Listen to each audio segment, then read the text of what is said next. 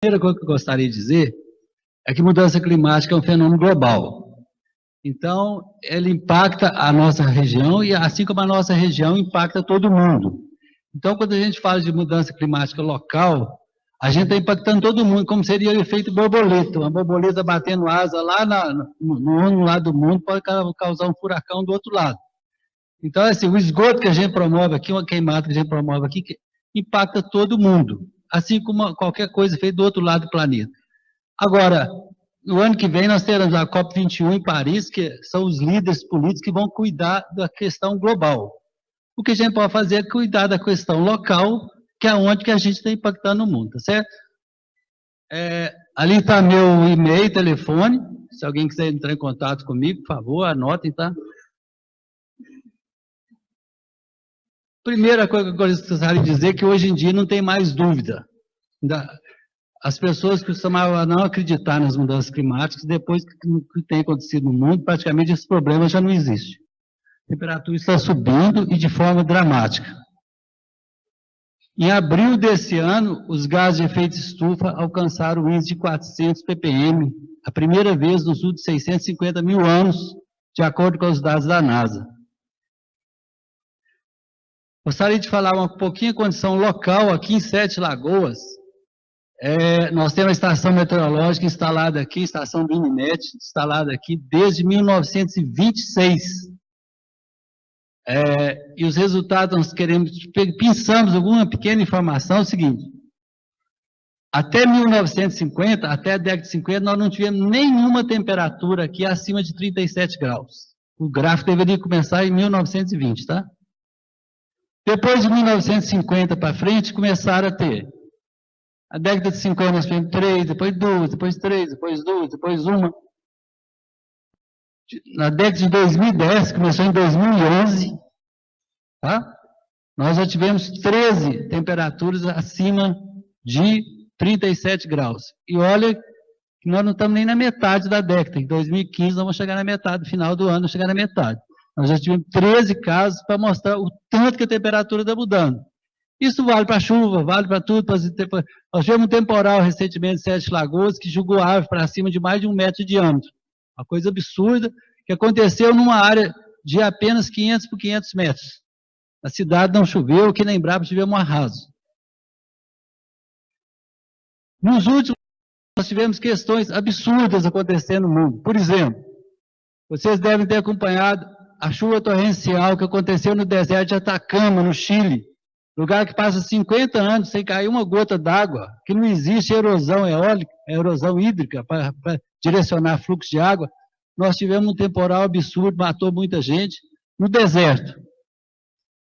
No Acre, nós tivemos uma condição absurda do Rio Madeira subir 25 metros numa região plana. Um rio subir 25 metros quer dizer que uma pessoa que tivesse o 7º andar de um prédio poderia morrer afogada se tivesse na margem do rio.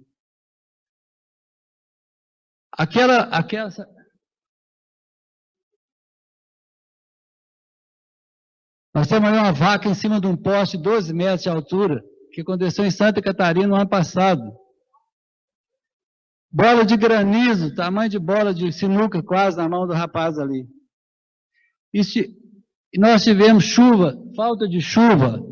Enquanto a cidade de São Paulo teve carros sendo levados no meio da cidade por excesso de chuva temporal isolado dentro da área urbana de São Paulo, ilhas de calor, São Paulo é a maior seca do mundo.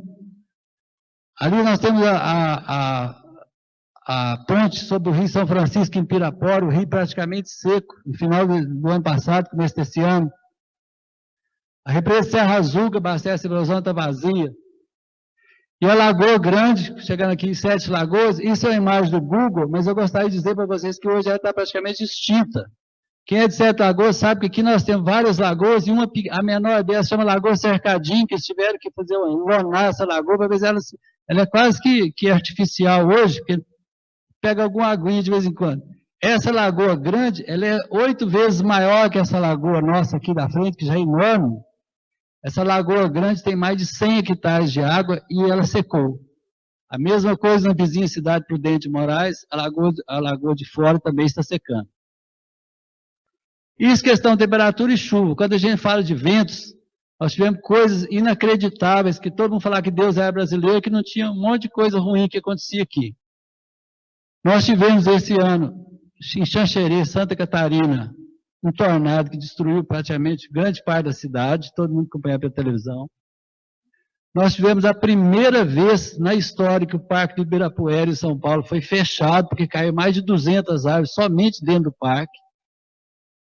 Nós tivemos, alguns anos atrás, um ciclone violento em Indaiatuba, São Paulo, e a primeira vez na história que foi registrado no hemisfério sul, que é uma coisa que era considerada impossível de acontecer, o furacão Catarina, que aconteceu em 2001, parece, em Santa Catarina, que todos os furacões formam na linha do Equador, e em função da rotação da Terra, eles se deslocam para o norte, vão para o Caribe dos Estados Unidos. E aqui aconteceu um furacão nas águas frias do Oceano Atlântico Sul, o que para acontecer um furacão precisa ter forte vento, temperatura quente das águas. Então, o Oceano Atlântico estava tão quente quanto na linha do Equador. E esses fenômenos estranhos, naturalmente, em função das mudanças climáticas, têm nos afetado violentamente. O caso típico foi a falta de chuva dos últimos 3 anos. Sete Lagoas, em 2012, já teve falta de água. Em 2013, em 2014 e 2015, esse mapa aqui nós estamos mostrando ali como é que foi a chuva do mês de janeiro de 2015. Praticamente não choveu na Bahia, não choveu no norte de Minas, não choveu no norte do Rio de Janeiro, no Espírito Santo, nenhuma gota d'água em várias regiões.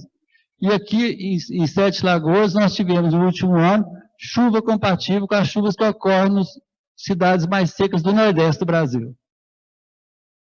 Por que essas coisas estão acontecendo? Porque nós estamos mudando muito o clima, nós estamos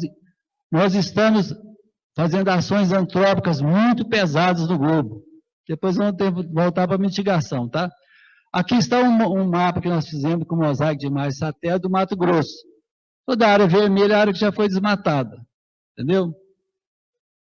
Então, praticamente, está acontecendo. Nós fizemos um levantamento para o governo do estado, na bacia do Rio Claro, no Triângulo Mineiro, uma bacia importante que gera água e energia, e atende a cidade de Uberaba e Uberlândia. A cobertura florestal dessa bacia era apenas 2,8% de floresta nativa. Não sei se o pessoal consegue ver bem aí, a gente deu um zoom no Google, numa área que pega de Sete Lagoas até Três Marias.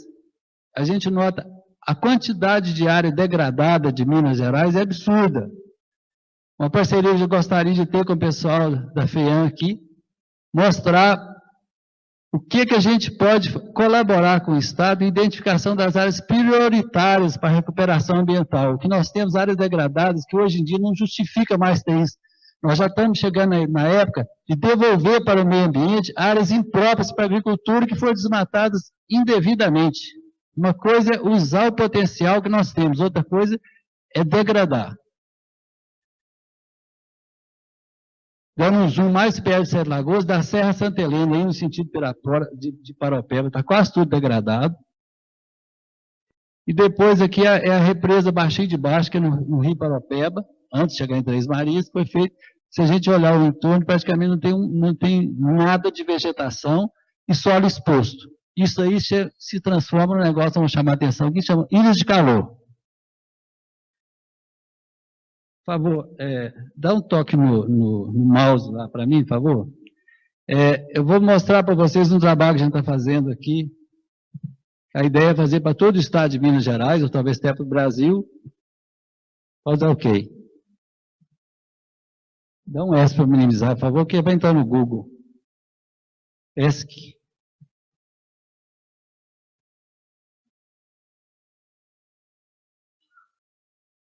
Eu vou ficar de baixo um pouquinho para mostrar para vocês, tá? Por favor. Isso aí é um mapa. Nós temos um satélite da NASA que chama Landsat 8, que ele consegue detectar, ele tem uma banda termal que a gente consegue detectar todas as ilhas de calor. Isso tem área, tanto em área urbana quanto em área agrícola. Qualquer ponto que tiver mais do que 30 metros pode ser detectado.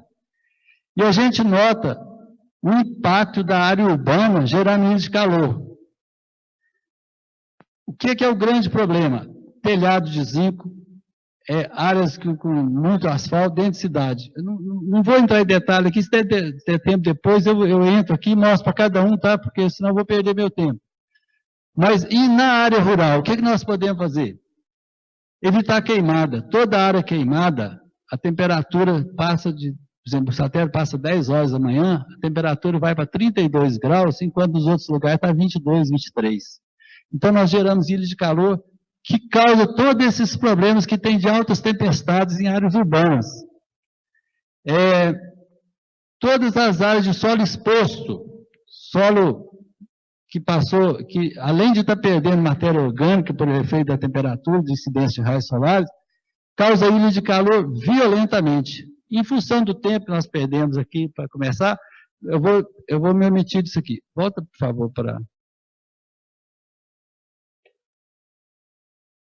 Clica fora, porque senão volta lá no branquinho. Depois eu volto, então, lá para discutir isso, tá? Porque eu estou muito preocupado com o tempo. Tá. Um outro trabalho que nós fizemos aqui foi fazer uma projeção futura de como é que vai ser a condição climática do futuro.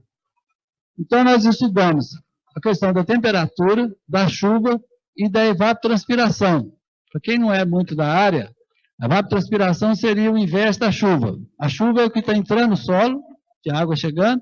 A evapotranspiração é o que está saindo do solo para a atmosfera, função de perda por evaporação do solo ou transpiração das plantas, criar o termo evapotranspiração. Então, o balanço hídrico é nada mais saber. O solo seria uma esponja que retém a água. Nas condições normais hoje, de sete lagoas, esse é o nosso balanço. A parte vermelha dá o déficit hídrico, que é durante o meio do ano, onde nós não temos chuva, tá? Como seria essa situação no ano 2050, daqui a 35 anos? O que está acontecendo? A área vermelha está aumentando. Voltei, fazendo ida e volta, o que está acontecendo? Então, o que essas mudanças climáticas devem impactar em Sete Lagoas, nessa nossa região? A condição da duração do período de estiagem. Então, isso aí impacta o crescimento das florestas, a incidência de queimadas, as áreas de pastagem, os plantios perenes serão bastante mais impactados que o cultivo agrícola, em condições normais de clima. Agora, vamos passar para a mitigação. A gente vê muito trabalho falando que vai produzir café só no alto da Serra da Mantiqueira, em Campos do Jordão. Tem duas coisas que a gente deve considerar. É o avanço das mudanças climáticas, das pragas, das doenças, mas o avanço tecnológico.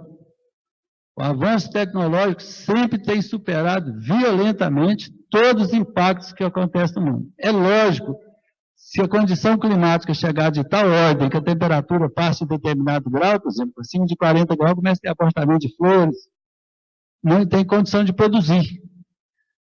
Agora, em condições normais, a tecnologia sempre está superando. Na área urbana, na área da cidade, vamos dar uns exemplos. Ali está o Mineirão, nós ajudamos o governo de Minas a fazer o Atlas radiométrico de Minas Gerais, radiação solar. O Atlas solarimétrico, que a gente chama. Então, hoje, o Mineirão já produz energia que vai para a rede da CEMIG. Durante o dia todo, se tiver sol, ele está gerando energia. No dia do jogo, ele usa a CEMIG e desconta. Isso aí já está sendo usado no mundo inteiro, tá? Tem um aviãozinho pequenininho ali de lado. Esse avião hoje está sobre o Pacífico. É apenas uma demonstração do potencial de utilização de energias alternativas e a energia solar, principalmente, que é o que está tendo grande crescimento hoje. Esse avião vai dar a volta ao mundo, movido apenas por energia solar. Ele saiu de Dubai, foi para a China, antes de ontem não sei, decolou no Pacífico, quer dizer, um avião movido apenas por energia solar vai passar por todo o Oceano Pacífico, vai dar a volta ao mundo para demonstrar a viabilidade de uso dessa fonte de energia. Embaixo tem um carro híbrido. Se a gente fazer um passeio pela Europa, a quantidade de Toyota Prius que está rodando pela cidade já é uma realidade lá. Aqui no Brasil nós estamos sempre atrasados nessas coisas. Tivemos carro a álcool, mas também já não está sendo tão usado. As lâmpadas, hoje em dia, lâmpada de LED, lâmpada são praticamente, gasta 10%, 5% que gastar as lâmpadas tradicionais, a TV de LED, tudo de LCD. Então, o impacto dos avanços tecnológicos são enormes, entendeu? Então, a tendência é igual que a música do Lulu Santos, né? Eu vejo um mundo melhor no futuro. A tendência é que a tecnologia vai suplantar a maioria dos problemas. E todo mundo já viu pelas estradas aí as carretas transportando. Brasil sempre não tem a linha de transmissão, tem um monte de problema, mas a tecnologia eólica já está pronta para ser usada e na Europa já é usada em larga escala. Vocês têm uma noção de dimensão da coisa, o que a gente mais tem no Brasil são esses painéis solares de aquecimento de água nas casas. Nós moramos num país que é riquíssimo em insolação, tem alta temperatura. No Brasil, hoje, 0,94%, menos de 1% das casas tem captação de energia solar para aquecimento de água. O estado igual a Israel, já é 95% das casas tem. Então, nós temos muito chão para andar ainda, tá? Agora, as cidades estão se adaptando às mudanças climáticas, que as ilhas de calor são absurdas. Então, morar na cidade se transformou em morar num forno. Aqui são fatos reais. Eu visitei esse prédio aí em Milão, chama Bosco Verticale, que o prédio é praticamente uma floresta. Como é que chama? Vertical, né? A prefeitura de Chicago, todo com a gente chama green roof, ou como é que chama? Telhado verde. E já tem congresso mundial para tratar desse assunto. É uma coisa, é a realidade, as cidades estão se adaptando, todo mundo está se adaptando. Isso não é só lá fora, não. Diz que o Shopping Eldorado de São Paulo foi motivo recente de divulgação, o resultado que eles tiveram saiu na televisão, aí, acho que o pessoal acompanhou isso. Eles usam todo o lixo produzido no shopping, principalmente da praça de alimentação. Eles não gastam dinheiro com lixo, fazem compostagem, levam para o telhado, produzem o telhado verde em cima do Shopping Eldorado, que é o enorme shopping de São Paulo, e reduzir em 30% o uso de energia para ligar o ar-condicionado do shopping. Então, é uma coisa fantástica que está acontecendo, a própria cidade se adaptando às mudanças climáticas. O mais antigo do Brasil é o Teatro São Pedro, lá em Porto Alegre, onde começou isso. Então, muito medo de infiltração de água, essas coisas, mas a coisa está funcionando bem. E se a gente for em Santiago, no Chile, a gente fica impressionado de ver. A cidade do México já foi considerada a cidade mais poluída do mundo. Hoje não tem mais poluição por controle e uso de arborização, essas coisas. Como se falar que eu vou ter mais um pouquinho de tempo, no final eu vou voltar um pouco para falar sobre ilha de calor aqui, que eu acho que é bastante interessante.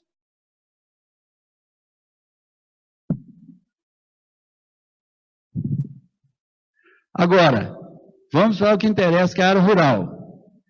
O clima está mudando, mas a tecnologia está mudando violentamente, com maior intensidade, mais rápido. Um exemplo claríssimo, esse ano nós tivemos um ano mais seco da história, no Sudeste, e nós tivemos nada mais que nada menos que recorde na produção agrícola do Brasil. Então, hoje em dia, estou dando um exemplo, não estou fazendo propaganda, mas aqui na Embrapa nós estamos testando, por exemplo, os colegas testaram aqui, esse milho DKB 390, da Decalb, né? Realmente tem grande adaptação para tolerância à seca. Não quer dizer que eu vou plantar no deserto e vou produzir. Mas o veranico, agora, o que é? Não é só o material genético, é a adaptação da propriedade rural para suportar os problemas de estresse. O que é? Correção de perfil do solo. Então, se tem gesso, se tem calcário, se o solo for preparado de forma que a raiz possa atingir uma profundidade maior do solo, se tem nutriente disponível na área mais profunda, essa raiz se desenvolve melhor e a perda de produtividade é muito reduzida. Tem plantio direto na palha, tem um monte de coisa que a gente vai falar mais para frente. Então é o seguinte, mas não adianta a gente ter um milho que custa R$400 a saca. Então, o que está acontecendo? O impacto das mudanças climáticas está se tornando diferenciado entre pessoas ricas e pessoas pobres, entre pessoas que têm acesso à tecnologia e pessoas que não têm acesso. E uma das funções importantes que eu acho da Embrapa é levar essa tecnologia ao acesso, facilitar o acesso, ficar mais barato, mais coisas. E isso entra o papel da Embrapa, da EPAMIG, das instituições de pesquisa, e me parece que muito em breve a Embrapa já vai ter o material tolerante à seca, bastante coisa aqui para apresentar. O ideal é que o material se torne acessível. Aí, todas as pessoas que não têm acesso à tecnologia passam a ter esse acesso. No meu ponto de vista, isso aqui é um trabalho que a gente está fazendo junto com a Agência Nacional de Águas. Nós vamos ter que usar a água com mais eficiência. Nós temos levantamento da agricultura irrigada no Brasil, que é uma coisa absurda. Nós moramos num país que tem a maior oferta hídrica do mundo, e nós temos menos áreas irrigadas do que o Irã, do que o México, do que o Paquistão. Para vocês terem ideia, o Brasil tem hoje 5 milhões de área irrigada. Os Estados Unidos têm 35 milhões. A China tem 60 milhões. A Índia tem 65 milhões. O Paquistão tem 7 milhões. Então, é política de governo hoje gerar produção agrícola. O que vai acontecer? A gente vai produzir numa área muito menor, a gente vai produzir 3 vezes mais que produz. Agora, se não tiver um ordenamento, um uso eficiente da água, a gente não vai chegar a lugar nenhum. Tecnologia já disponível, já todo mundo conhece, integração lavoura, pecuária e floresta. O que é o grande problema que a gente citou antes? Geração de ilhas de calor. Se o solo fica exposto, sujeito a queimada na época seca, é geração de ilhas de calor, é impacto global. Agora, se a gente faz sequestro de carbono e cria condições de produção, tanto de madeira, quanto de pasto, quanto da agricultura, é um ganho enorme. A gente fala o seguinte, é o efeito beija-flor, parodiando o efeito borboleta, né? O efeito beija-flor é quando estava uma queimada enorme, e o beija-flor pegou uma gotinha de água e estava jogando, tentando apagar o fogo. Todos os outros animais da floresta ficaram rindo do beija-flor que estava jogando. Ele falou, eu estou fazendo a minha parte. Transplantando isso para a área agrícola, se cada produtor começar a eliminar as ilhas de calor e fazer internalização de carbono e evitar geração de dejetos que vai poluir o mundo, nós vamos ter um mundo muito melhor, que aí é a parte que cada um pode fazer. É o beija-flor fazendo a parte dele. Quando juntar todo mundo, o problema acaba. Outras tecnologias plenamente disponíveis aqui para todo mundo.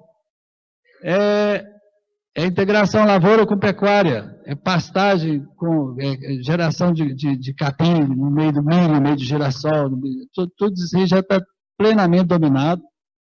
A maioria dessas coisas desenvolvidas pela Embrapa ou pelas instituições de pesquisa.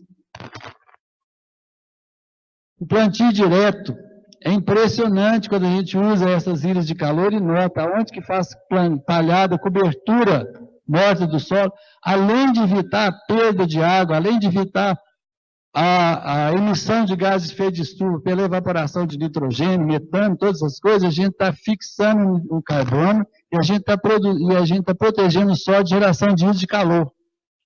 Quem não acredita é só ver a quantidade de temporal que cai em Belo Horizonte, a quantidade de temporais absurdos que a gente tem notícias da cidade de São Paulo. São Paulo, na maior seca da história, não tem água nem para beber, e na área urbana, temporal todo dia. Exatamente o fenômeno de ilhas de calor ocorrendo. E as culturas alternativas, que a Embrapa também, a Embrapa que chama Embrapa milho e sorgo, se o ano não está bom para produzir, já atrasou o plantio, atrasou a safrinha, ao invés de plantar milho na safrinha, por exemplo, culturas alternativas, o sorgo sacarino, sorgo currageiro, sorgo granífero, milheto, uma quantidade enorme de opções para a pessoa fazer. E técnicas comuns no mundo inteiro, que a gente deveria estar usando no Brasil, principalmente os pequenos produtores. Estou falando perto demais, não sei por que está dando isso. Isso aqui, eu entrei no Google e peguei uma área qualquer da Europa. Está na Alemanha isso aqui. O uso de quebra-ventos. Quebra-vento diminui a temperatura, diminui a incidência de ventos, diminui a evapotranspiração, a perda de água, diminui a erosão, um monte de coisa, ainda gera madeira na propriedade. As nossas barraginhas, do nosso colega aqui, o pai das barraginhas, todo mundo é amigo dele aqui, talvez, o Luciano Cordoval, grande disseminador disso no Brasil. Depois que a água chega no mar, a água está imprópria para o consumo. A água que corre rápido, ela gera erosão, gera assoreamento, gera muito problema. Se a água está faltando, está chovendo pouco, internalizar a água na fazenda é uma ótima oportunidade de mitigação dos efeitos de mudança climática. Então, a barragem também para isso a gente tem que ter esse olhar para ela. Captação de água das chuvas, antigamente era só no Nordeste, hoje está partindo para o Brasil todo. Muito em breve, todos os prédios do Brasil vão ter que ter um sistema de captação de água da chuva. Por quê? Se dá um temporal, parte da água não vai escorrer, ela vai ficar armazenada. Aproveitamento dos dejetos, eu quero aqui fazer um nosso colega aqui, que trabalhou muito com essa parte de dejeto suíno, e lá na região do Triângulo Mineiro, eu fiquei impressionado de ver o pessoal elogiando o trabalho desenvolvido pela Embrapa, que o dejeto suíno hoje é fonte de lucro, geração de energia, receber créditos por royalties de gás de efeito estufa que estão sendo mitigados, gerar energia para a fazenda e gerar adubação na lavoura. Então, a Procilgo, o porco, por exemplo, está saindo de graça. Tem muitas empresas criando frango, o frango sai de graça. Então, isso aí vai tudo para o campo. Então, esse negócio de ficar plantando sempre cultura tradicional tem que ser repensado. Tem muita coisa que, às vezes, pequenas integração de atividades pode gerar um lucro enorme na propriedade rural e, ao mesmo tempo, controlar os problemas. O esgoto que sai daqui está poluindo todo o mar, está acabando com as barreiras de corais, está acabando com a plataforma continental, está criando problemas gravíssimos. Cultivos protegidos, estufa, isso aí está se tornando uma realidade. Por exemplo, grande parte da plantação de tomate do Brasil está sendo quase que dizimada pela moça branca. O pessoal está partindo violentamente para a produção em condições controladas. Isso aí, o Brasil inteiro está crescendo.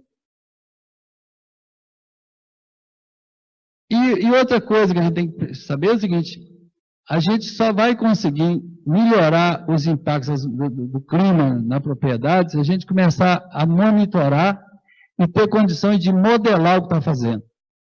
Hoje em dia, as previsões de chuva, com uma semana são razoáveis, com 15 dias já são duvidosas. Então, o produtor fica muito à mercê de falar assim, devo plantar ou não.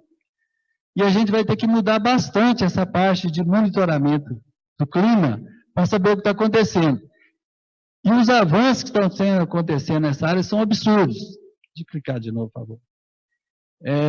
Eu vou mostrar na internet um pequeno detalhe aqui, que nós temos satélites hoje da NASA, o Brasil tem um satélite dele, mas só a partir de junho que a gente deve ter acesso aos dados.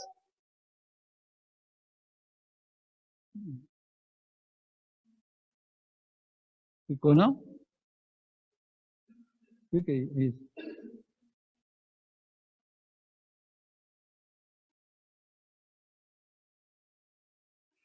Isso é um satélite que a gente pega toda essa informação de ilha de calor, de agricultura irrigada, de desmatamento, de qualquer atividade que está acontecendo. Vamos para baixo um pouquinho para... Tire, por favor, esse.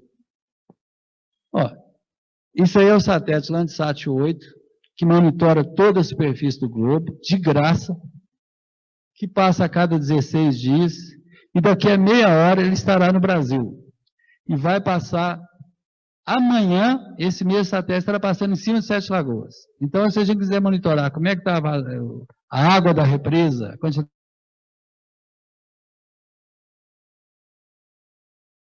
ação, uma velocidade absurda. Daqui a pouquinho ele vai estar entrando na América do Sul. 10h15 ele vai estar passando aqui. Pode minimizar, era só um detalhe.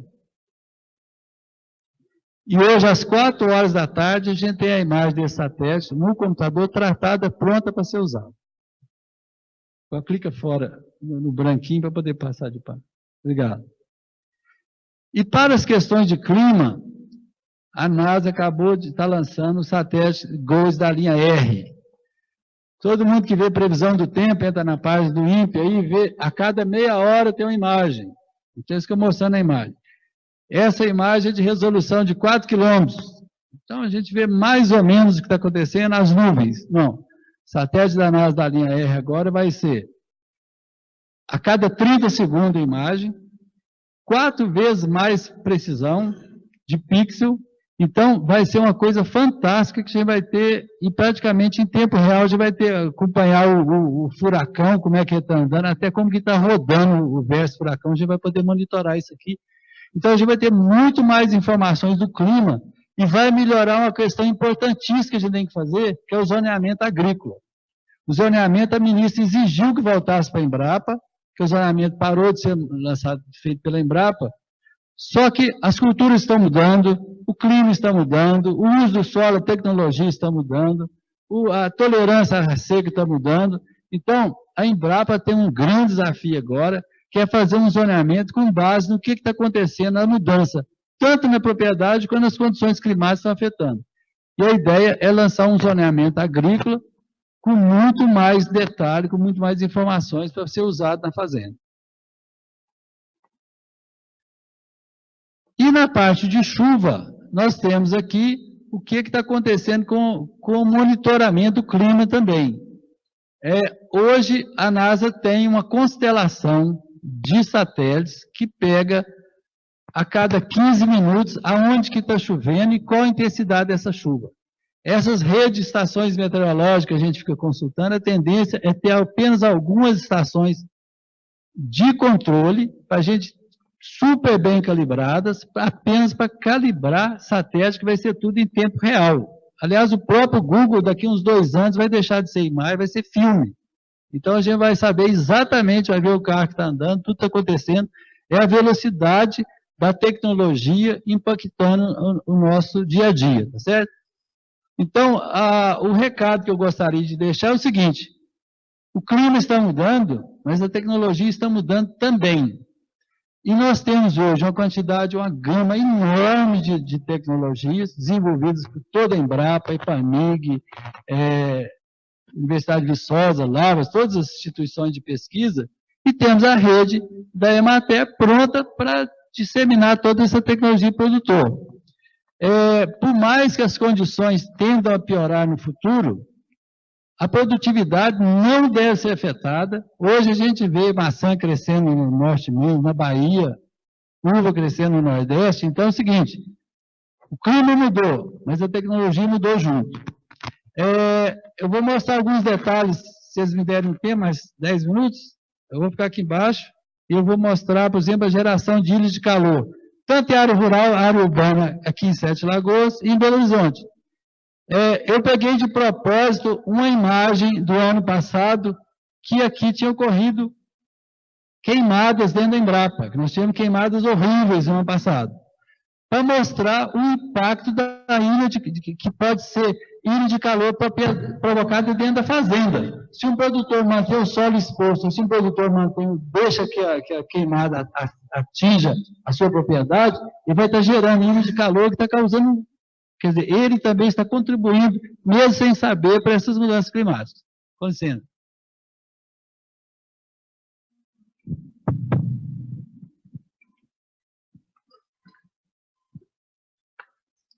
Eficiência.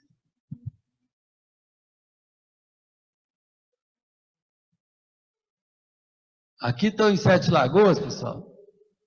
Eu acho que quem está muito longe.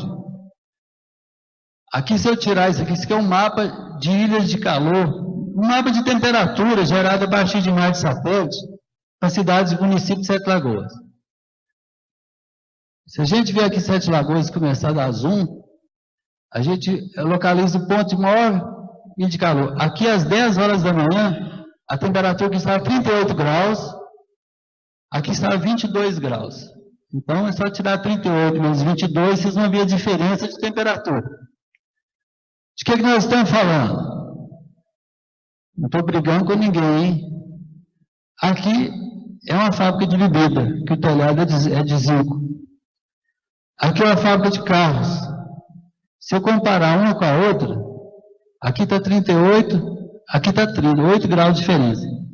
Isso aqui já vai colaborar para a geração de serviço para a utilidade pública. Para o governo começar a falar, olha, nós temos que passar uma resina, tem que trocar o telhado, e começar a minimizar os impactos dentro de cidade, certo? Cada área que a gente chega, se a gente clicar aqui está 22, por que está fresco? Porque tem uma área de mata. Aonde que foi desmatado ali para o pé? A temperatura já vai aumentando. Aqui nós temos a Embrapa. Se a gente vier aqui assim, clicar aqui está 34 graus, está quente também. Por que estava quente? Isso aqui é uma área claramente, que não pegaram a mesma data, que foi queimada. Então a queimada tem um impacto absurdo. Então é um pedido que esse negócio de queimar, o IER faz a campanha enorme, já está na hora do produtor parar. Quando você quiser fazer realmente uma mudança, começar técnicas de plantio direto, integração lavoura-pecuária, todas as tecnologias que estão à disposição do produtor que causam um ganho enorme, tá certo? Para ficar bem mais fácil a visualização, eu vou mostrar para vocês aqui, no caso de... Vou pegar Belo Horizonte, que acho que fica bem mais fácil de visualizar, que a região vai estar só numa área urbanizada. Se a gente pegar Belo Horizonte e for para o centro da cidade, aqui praticamente está esse verde aqui. O que eu estou aqui? Estou no Sion, estou na área central de Belo Horizonte, funcionários, área totalmente urbanizada. Então, isso aqui tem a ver com qualidade de vida, a pessoa quer morar num lugar que é menos quente que no outro lugar. Se a gente vier para a serra, aqui a temperatura está 24 graus. Se eu sair e for para uma área, vamos pegar uns exemplos aqui. Aqui tem uma área quente, 36 graus, temperatura altíssima. Se eu tirar isso aqui e puser uma foto, eu vou falar para vocês, isso aqui é o Carrefour Contagem. O telhado dele reflete. Eles não sabem disso, mas a gente vai falar para eles, passa uma resina, pinta de branco, faz qualquer coisa e a cidade passa a ficar protegida, as temporais vão ser reduzidas. É só a iniciativa privada? Acho que pifou aqui. Não, o Expo Minas é a mesma coisa, temperatura altíssima. Voltou aqui.